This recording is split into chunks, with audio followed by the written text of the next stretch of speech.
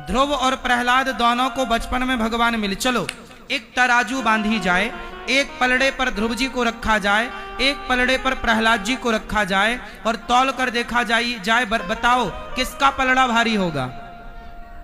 बोलो, ध्रुव या प्रहलाद जी? जोर से। किसका? ध्रुव जी का। हाँ, किसका पलड़ा भारी है? किसका? दोनों भक्त हैं, दोनों ही प्रणम्य हैं, दोनों ही हमारे जैसे पापी के लिए तो दोनों ही श्रेष्ठ हैं। क्यों? हमारे लिए तो ध्रुव और प्रहलाद दोनों ही पूज्य हैं और श्रेष्ठ हैं, पर सिद्धांत की दृष्टि से जब तराजू में रखा जाएगा और तौला जाएगा तो प्रहलाद जी का पलड़ा भारी होगा, ध्रुव जी का नहीं। क्यों? क्योंकि ध्रुव जी के अंदर कामना थी राजा बनने की, राजा की गोद में बैठने की। पिता की गोद में ना बैठना चाहते थे तो सौतेली मां ने धक्के मार के निकाल दिया। तो ध्रुव जी के अंदर कामना थी, पर प्रहलाद को तो भगवान बोले कि बैठ जा। नहीं, ऐसी कृपा करो प्रभु, कभी सपने में प्रहलाद जी की यह कामना नहीं जागी कि मैं राजा बनूं, मुझे सत्ता प्राप्त होना। ध्रुव जी के मन में एक सूक्ष्म कामना थी, पर प्रहलाद जी के अंदर तो एक सूक्ष्म भी कामना नहीं थी। इसलिए प्रहलाद जी निष्काम भक्त हैं और ध्रुव जी सकाम भक्त हैं। इसलिए आप कामना लेके भक्ति करो तो भी श्रेष्ठ है, बुराई नहीं है, पर श्रेष्ठ भक्ति तो फिर आखिरी निर्णय यही होगा कि निष्काम। इसलिए कहता हूं कि मुझको और कछु ना चाहिए, कुछ ना चाहिए। क्योंकि कोई कामना आ गई, अरे भरत जी को कामना आ गई ना, जड़ भरत जी को एक मृग में मन लग जाने के कारण उनकी दुर्गति हो गई, मृग बनना पड़ा। भरत जैसे ज्ञानी का मन मृग में लग जाने से क्या बनना पड़ा? मृग। जब भरत जैसे ज्ञानियों की दुर्गति दुर्दशा हो सकती है तो हमारी और आपकी दुर्गति दुर्दशा नहीं हो सकती। इसलिए कहता हूं कि सपने में भी भगवान के सिवा कुछ ना चाहो, केवल भगवान को चाहो। बाकी व्यवहार में पैसा रुपया तो होना ही चाहिए। भगवान करें आपके पास खूब पैसा हो, पैसा होना गलत नहीं है, पैसा कमाना गलत नहीं है, पर पैसा से मोह कर लेना गलत है, अटैचमेंट बढ़ा लेना गलत है। क्यों? मैया पैसा कमाओ, पैसे के बिना कैसे व्यवस्थाएं बनाओगे आप? घर कैसे बनाओगे? कपड़े कैसे खरीदोगे? रोटी कैसे खाओगे? भाई पैसे हैं तब ना नमक आएगा, नमक कोई फ्री में थोड़ी देगा। भाई पैसे से नमक आएगा, पैसे से हल्दी आएगी, पैसे से जीरा आएगा। पैसा तो चाहिए। पढ़ाओगे बच्चों को पैसा लगेगा, कॉपी किताब खरीदोगे पैसा लगेगा, साड़ी खरीदोगे पैसा लगेगा, पैंट शर्ट खरीदोगे पैसा लगेगा। पैसा एक व्यवस्था है। भगवान करें आपके पास खूब पैसा हो, पैसा कमाने का मना नहीं है। हमारे ऋषि मुनियों ने, शास्त्रों ने कभी ये नहीं कहा कि आप पैसे ना कमाओ। हमारे शास्त्रों ने ये कहा है कि पैसे से प्यार ना करो, पैसे कमाओ, कमा के व्यवस्थाएं पूरी करो और लगाओ पैसे से नहीं, भगवान से रखो। ये मानो कि भगवान मेरे हैं, ये पैसा मेरा साथ नहीं देगा। क्यों? पैसा मेरा साथ। अच्छा ये बताओ, हमारे यहां एक परंपरा है, पता नहीं ब्रजमंडल में है कि नहीं, मैं बोलूंगा फिर आप बताना है कि नहीं। ये दास अनिरुद्ध मेरी बहुत कम बुद्धि है, इसलिए मैं बहुत कुछ परंपराओं को नहीं जानता, आप लोगों से पूछ लेता हूं। अच्छा ये बताओ, हमारे यहां एक परंपरा है, जब कोई मर जाता है तो मुर्दे के ऊपर ना पैसे बरसाते हैं, मखाने, बतासा, कोई मखाना, कोई बतासा, कोई लाई, कोई मुरमुरा, जिसकी जो सामर्थ्य होती है ना, सब जगह अलग अलग परंपराएं हैं। क्यों जी, है कि नहीं? मुर्दे के ऊपर क्या क्या बरसाते हैं? बतासा बरसाते हैं, मखाने।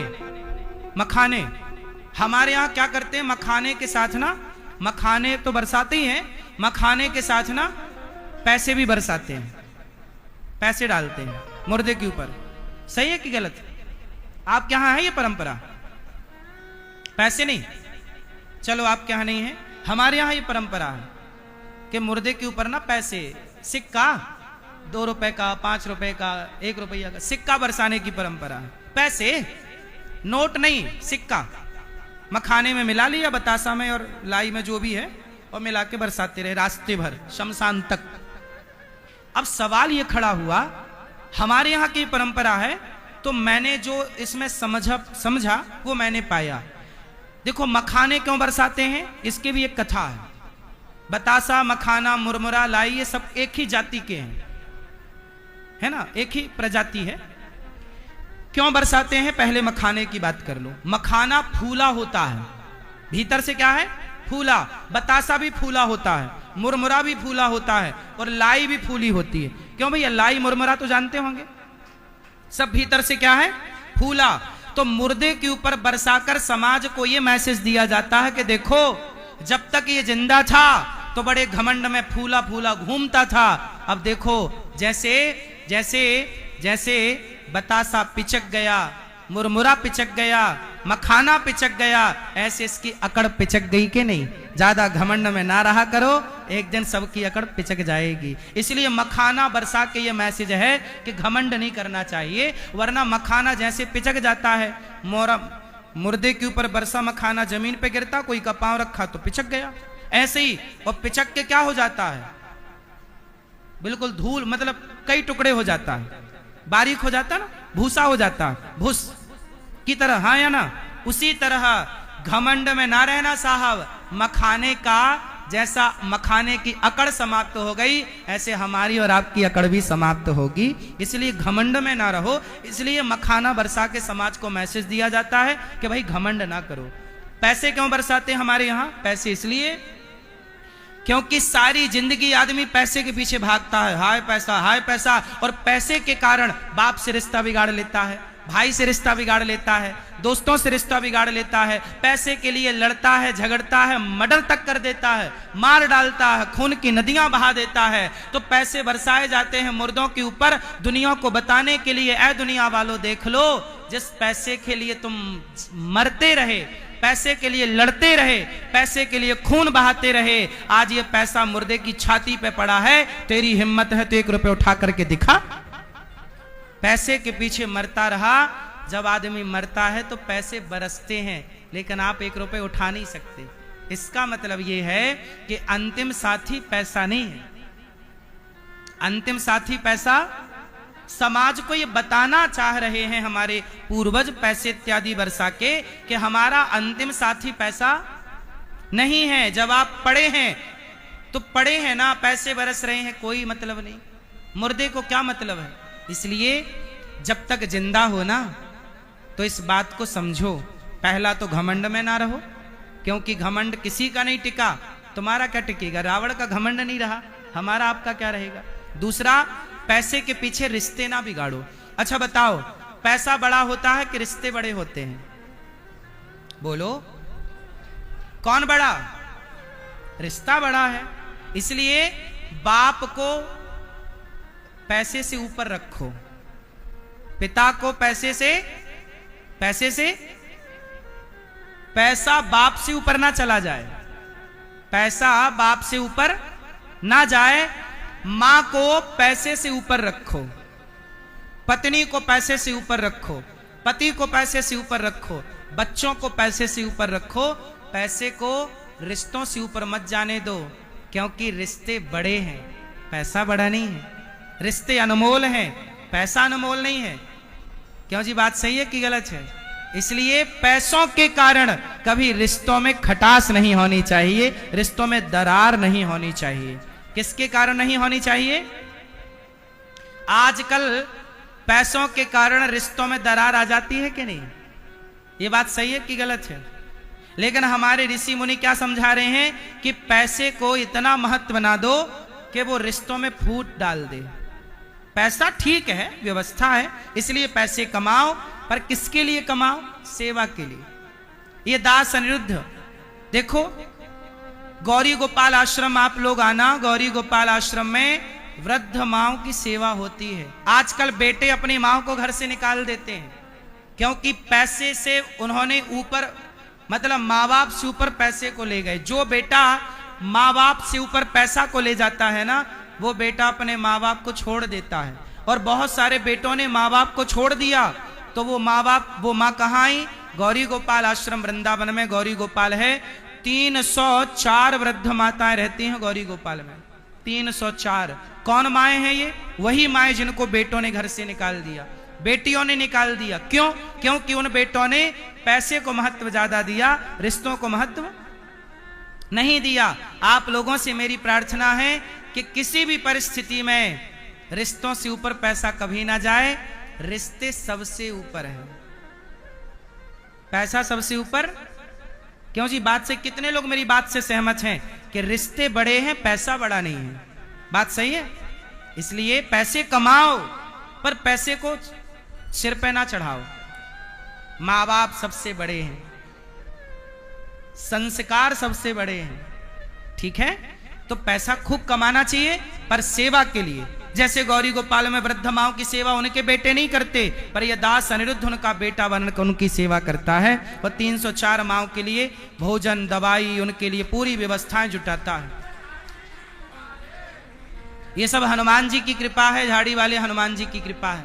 और साथ ही गौरी गोपाल रसोई चलती है, जहां हजारों लोग, 25 से 30 हजार लोग पर डे भोजन करते। आप ब्रजवासियों का सम्मान कैसे बढ़ता है जानते हो? जब कोई ब्रजमंडल में आए, वृंदावन में आए, तो भारत के कोने कोने से लोग वृंदावन आते हैं। और वृंदावन जब आते हैं तो उन्हें गौरी गोपाल में भरपेट भोजन मिलता है, तो सम्मान ब्रजमंडल का बढ़ता है कि भाई ब्रजमंडल में भी ऐसी व्यवस्था है जहां कोई भूखा नहीं जाता। यहां से ये व्यवस्था गौरी गोपाल में है। 24 घंटे रसोई चलती है साहब, 24 घंटे। रात के 2 बजे आओ या दिन के 2 बजे, रात के 12 बजे आओ या दिन के 12 बजे। आप में से कितने लोगों ने देखा गौरी गोपाल की सेवाओं को? नहीं देखा है तो कृपया आकर दर्शन कीजिए।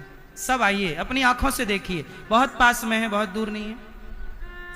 आप ब्रजवासियों के चरणों में मैं यही प्रार्थना करूं कि गौरी गोपाल आओ, और ये गौरी गोपाल ब्रजमंडल की महिमा बढ़ रही है कि नहीं? अब बताइए, आप सब ब्रजवासियों के बीच में कोई अतिथि आएगा तो उसको भोजन कराना, अतिथि देवो भव, अतिथि को भोजन कराना हमारा कर्तव्य है कि नहीं? आप तो ब्रजवासी हो, आपके द्वार तो साधु मधुकरी मांगने आते हैं। जब आपके दरवाजे कोई साधु आता है, मैया रोटी दे दे, तो आप देती हो कि नहीं? तो हम गृहस्थों का धर्म क्या है कि हमारे दरवाजे कोई आए तो भूखा ना जाए। और बताओ, वृंदावन में पूरे दुनिया की आस्था है कि नहीं? है। और वृंदावन में पूरी दुनिया की आस्था है, बड़ी आस्था से लोग वृंदावन आते हैं। और वृंदावन जब आते हैं तो उन वृंदावन में आए भक्तों को पता लगता है कि गौरी गोपाल में निःशुल्क भोजन बढ़ता है। ये ब्रजवासियों का कमाल है कि ब्रजमंडल से कोई भूखा नहीं जाता है। ये ब्रजवासियों का आशीर्वाद है। आप सबका ही तो सम्मान है ये बढ़ने वाला कि ब्रजमंडल से कोई भूखा ना जाए। हमारी और आपकी कोशिश है कि हम ये काम करें कि यहाँ से कोई भूखा ना जाए। तो आज गौरी गोपाल ऐसा है जहां से पूरे ब्रजवासियों का सम्मान बढ़ा रहा है वो गौरी गोपाल। और गौरी गोपाल में जो सेवाएं होती हैं, उन सेवाओं से सब लोग यही तो कहते हैं कि ब्रजमंडल में ऐसी सेवा, तो गौरव किसका हुआ? सम्मान किसका बढ़ा? फिर ब्रजवासियों का ही ना सम्मान बढ़ा। तो ये दास अनिरुद्ध तो आप सब ब्रजवासियों की सेवा में लगा है कि आप सबका सम्मान और बढ़े। वैसे आपका सम्मान तो ऑलरेडी है, क्योंकि आप ब्रजवासी हैं, यही आपका सबसे बड़ा सम्मान है। फिर भी हम और आप कोशिश करें, जब भगवान ने गिरिराज जी उठाए तो उंगली ना उठाई गिरिराज जी को, लेकिन ब्रजवासियों ने क्या किया? कंधे लगाए कि नहीं? लाठी लगाई कि नहीं? डंडा लगाए कि नहीं? क्या उस डंडों का कोई बल था? बोलो, क्या उस डंडे का कोई बल था? क्या उस कंधे का कोई बल था?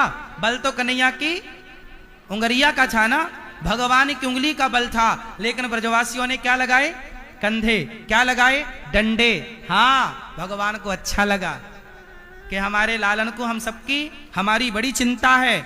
मैया रोए पड़ी, अरे लाला तू अकेलो या पहाड़ को उठाए। अरे भैया ने तू भी तो अपनो हाथ लगा, हे लाला तू भी तो अपनो डंडा लगाए। सब लालन से जब कहे मैया ने, सबन ने अपनो डंडे कंधे लगाए के जब गिरिराज जी को थामा, तो ब्रजवासी बोले लाला ने कछु खाए ले। लाला 4 दिन है गए तेने कछु खायो ना है? तो कन्हैया बोले अच्छा मैं खाऊंगा तो तुम यह पहाड़ को संभाले रखोगे? ओ लाला, दारी के तैने का समझ राख्यो या पहाड़ को तैने उठा राख्यो है? हम सबन ने या डंडा लगाए रखे हैं, कंधे लगा रखे हैं, तो सब झूठे ही है।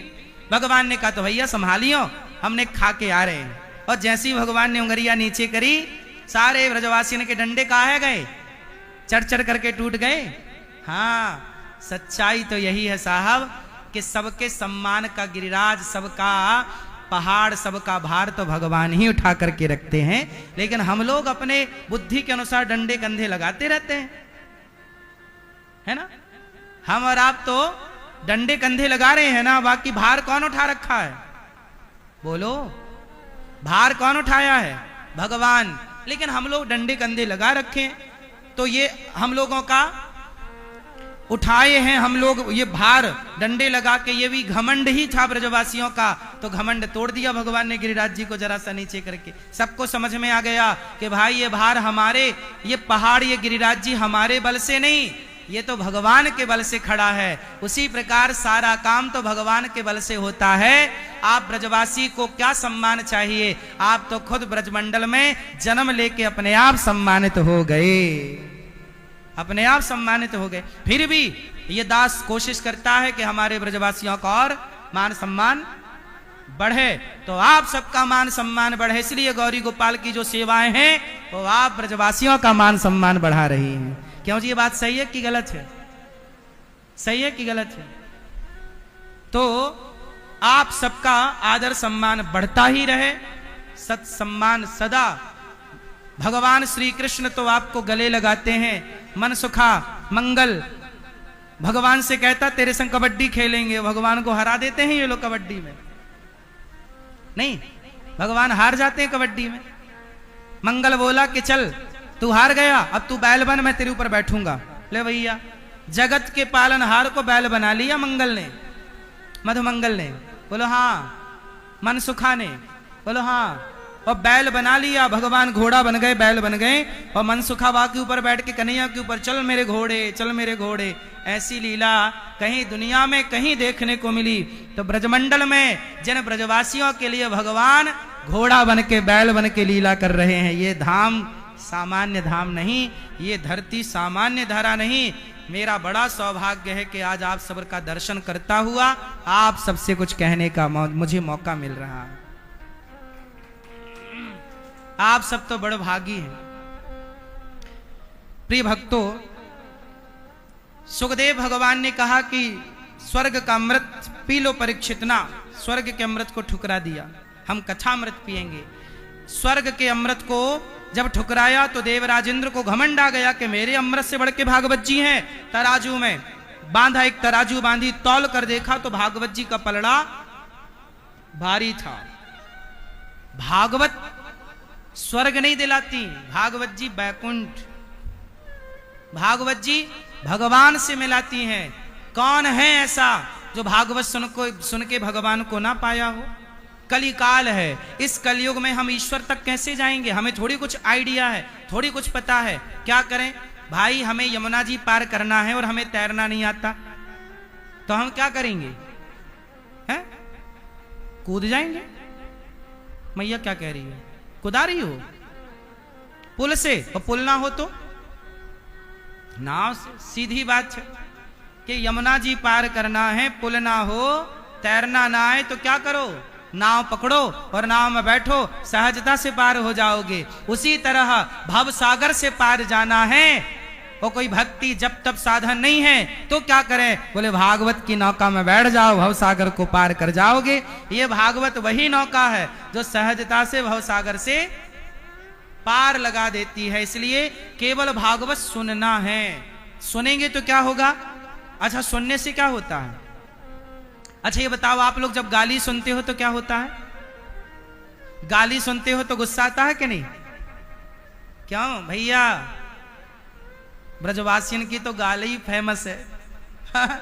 यह गाली भी गजब की दें। नहीं तो ये बताओ कि कोई गाली दे, कोई गाली दे तो गुस्सा आती है कि नहीं? आपको गुस्सा आती है गाली सुन के? नहीं, आदत हो गई है ना। आदत हो गई गाली सुनने की।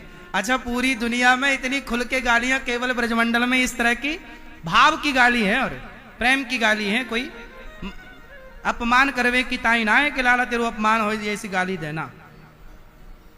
मीठी गाली है। तो आपको आदत है गाली की?